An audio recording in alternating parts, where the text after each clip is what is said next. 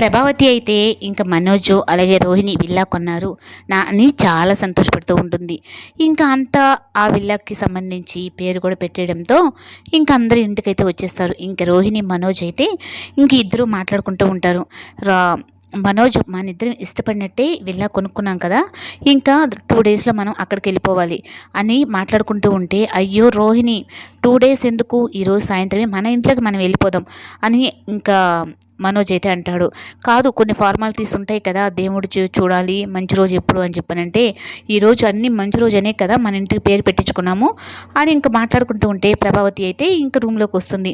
ఏంటమ్మా ఇలా వచ్చావు అంటే, రే నేను మీతో మాట్లాడాలి అంటే, ఇంకా సరే అమ్మా ఏంటో చెప్పు, మాకు అర్జెంట్ పనులు ఉన్నాయంటే, నువ్వు రామ్మ రోహిణి అని చెప్పని రోహిణిని తీసుకుని వెళ్ళి పక్కకి వెళ్ళి మాట్లాడుతుంది. నువ్వైనా మనోజ్తో చెప్పమ్మా, నేను మీ అంకులు ఇద్దరం మేము మీ ఇంట్లోనే ఉంటాము అన్నట్టుగా చెప్పమ్మా అంటే, అయ్యో ఆంటీ దానికి నన్ను అడగాల, మీరిద్దరూ మాతో పాటే ఉండండి రండిండి అని చెప్పనని రోహిణి అయితే అంటుంది. ఇంకా అలా చెప్పిన తర్వాత మనోజ్ దగ్గరికి వెళ్ళి ఆంటీని అంకుల్ని మనం తీసుకొని వెళ్దాం మనోజ్ అంటే, అయ్యో రోహిణి నీకు అర్థం కావట్లేదా, ఇప్పుడు మన ఇద్దరము ఆ ఇంటికి సంబంధించి అన్నీ చూసుకోవాలి, ఇంకా 6 మంత్లో మళ్ళీ మిగతా బ్యాలెన్స్ వాళ్ళకి ఇవ్వాలి, ఇవన్నీ చూసుకోవాలి, వీళ్ళిద్దరిని మనం ఎక్కడ పోషించగలుగుతాం, మనకంటూ బిజినెస్లు ఉన్నాయి వాటిని చూసుకుంటూ మనం ఉంటాం, ఇంకెలా అంటే లేదు మన ఇంట్లో కూడా ఎవరో ఒకరు ఉండాలి కదా అన్నట్టుగా ఆంటీని అంకుల్ని అక్కడ పెట్టేసుకుందామని చెప్పి ఇద్దరు మాట్లాడుకుంటారు. ఇంకా అలా మాట్లాడుకొని వెళ్ళిన తర్వాత ఇంకా ప్రభావతిని అయితే సరే అని చెప్పని అన్నారు. ఇంకా నేను కూడా నా సామాన్లు అన్నీ నేను సర్దేసుకోవాలి, ఏమండి మనం ఇంక ఇంట్లో ఉండని అవసరం లేదు, మన పెద్దోడు కొన్నాడు కదా ఆ ఇంట్లో మనం లగ్జరీగా ఏసీ వేసుకొని హ్యాపీగా ఇక్కడ ఆ గదిలో లేదు ఈ గదిలో లేదు అన్నట్టుగా మనం కూడా ఒక రూమ్లో ఉండొచ్చు అన్నట్టుగా చెప్తూ ఉంటే, నువ్వు కావాల్సి ఉంటే వెళ్ళు ప్రభా నేనైతే రాను అని చెప్పని ఇంకా సత్యం అయితే అంటాడు.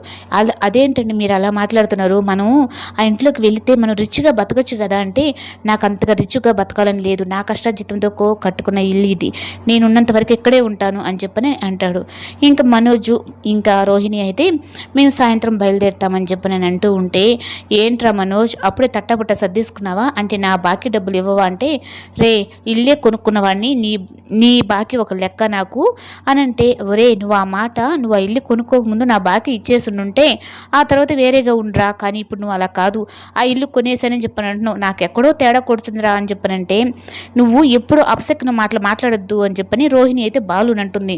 అవునా పార్లర్ అమ్మ అపశకును నా మాటలు, సరేలే చెయ్యి కాలిన తర్వాతే కదా ఎవరికైనా తెలుస్తుంది అన్నట్టుగా ఇంకా బాలు అయితే అంటాడు. ఎప్పుడు ఈ బాలు ఇలాగే మాట్లాడతాడా, మంచి మాటలు రావా అని రోహిణి అంటుంది.